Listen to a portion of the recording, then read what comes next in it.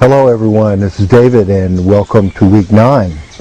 Week 9, things are getting a little serious for you, but I'm happy to report you're all in great shape.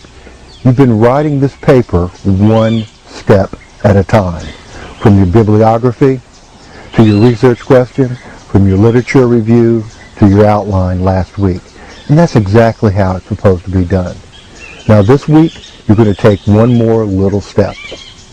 We're calling this step argument and evidence, claim and counterclaim. We're also going to be taking a look this week at some APA style concerns, and you're going to be submitting your properly formatted title page along with the introduction, a single paragraph of your rough draft. So let's take a look at our conference this week for week 9.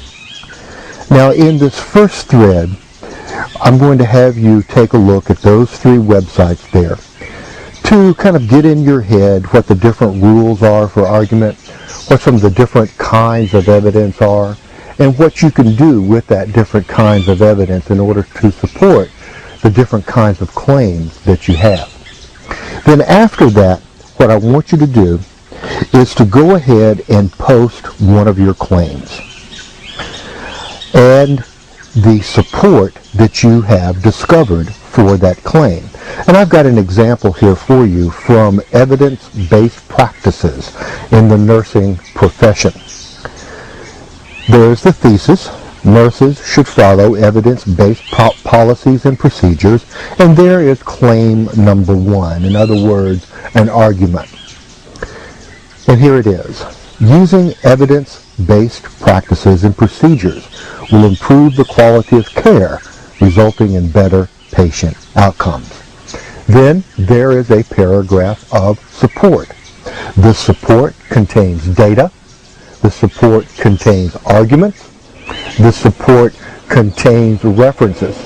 Now, put all those things together and you've got a strong paragraph of support. And that's all you have to do this week for this thread is post 1 or maybe 2 claims and then a paragraph of support as well as the references on which that support is based or where that support was found. Then I want you to do something else. After you have posted your claims, I want you to go to the next thread and I want you to find somebody's claim that you are going to argue against. In other words, you're going to be engaging in a debate.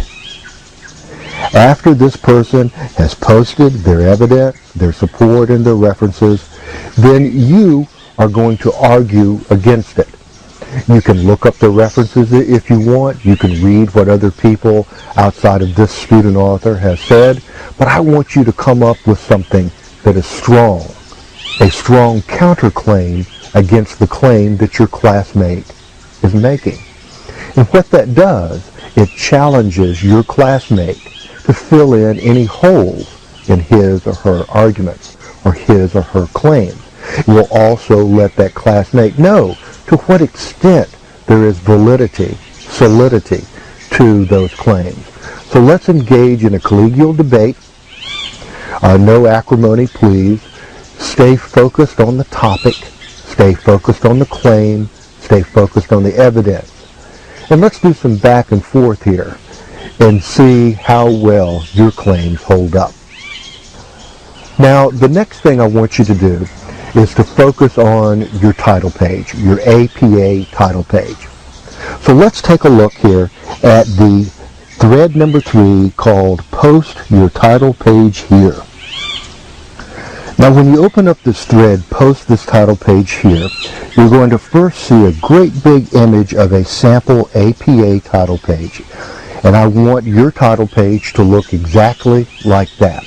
And over to the right of that image, you're going to see an explanation of how to make your title page look exactly like that. It explains the different settings that you need to make in order to have your page header, your running head, and your title info block properly formatted. There are also in this thread videos that take you through the steps of setting up a Microsoft Word document using either Microsoft Word 2007 or Microsoft Word 2003 to set up your template for your APA paper. So take advantage of those videos, take advantage of the image that you see here, and submit as an attachment, a Microsoft Word attachment, a properly formatted APA title page. Now this next thread has to do with writing your introduction. You've already been given very specific guidelines in an earlier thread for writing your introduction for this particular kind of graduate school research paper.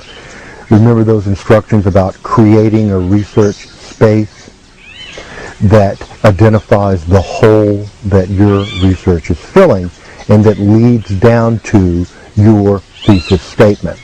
Well, that basic approach that is described in that earlier thread can also be described as the funnel approach.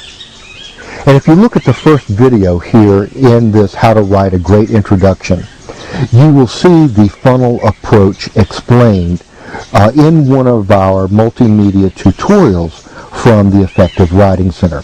And I encourage you to take a look at that. And then directly below that is another video that also explains how to implement some of the other strategies that you might want to sample in this introductory section of your research paper. So this week, focus on just producing two things for me to look at. First, a really tight, properly formatted title page, and second, a well-polished introduction that follows the guidelines that have been laid out and also fulfills the requirement for this particular kind of paper, creating a research space and leading down to the thesis that your paper is going to take up. And then, of course, your other thread, the debate threads, where you're going to post a claim and then the support that you have for that claim, and then engage in a give and take, a back and forth, a debate, if you will, with your classmates. Okay, good luck on week 9. You're almost there. You've done great work, and it's been a lot of fun putting this paper together step by step. And I hope you take this process with you throughout your graduate.